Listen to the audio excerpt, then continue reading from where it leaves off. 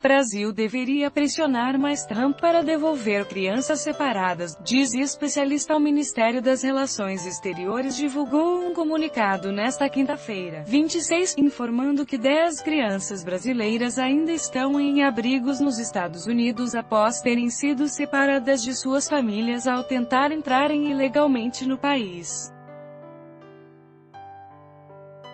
Em entrevista à Sputnik Brasil, Ângela Satlogiannis, advogada especialista em direitos humanos e internacionais e professora das faculdades Rio Branco, defende que o Brasil deveria pressionar mais o presidente Donald Trump nesse caso.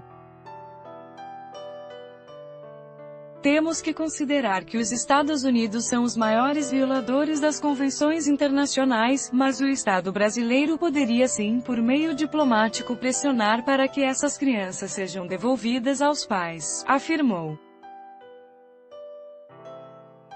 Em nota, o Itamaraty disse que nas últimas 2 semanas, 39 crianças brasileiras já foram liberadas e reunidas aos pais ou responsáveis. Escapa, obviamente, à competência do governo brasileiro obrigar crianças e familiares a retornarem ao Brasil. A maioria expressiva manifesta o interesse de permanecer nos Estados Unidos, ainda que para isso, tenha de aguardar decisão das autoridades locais, escreveu o comunicado do Ministério. Ângela Satlogiannis acredita que o Brasil tem evitado pressionar os Estados Unidos para não criar um conflito diplomático. A gente tem que ver se é interessante para o Brasil fazer uma pressão maior, porque qualquer pressão já pode significar um início de um conflito diplomático e isso pode não ser interessante para o Estado brasileiro porque de alguma maneira poderia refletir nas outras relações que o Brasil mantém com os Estados Unidos, mas uma pressão maior poderia e deveria ser feita, disse. O governo do presidente Donald Trump tinha até esta quinta-feira para entregar as crianças aos pais.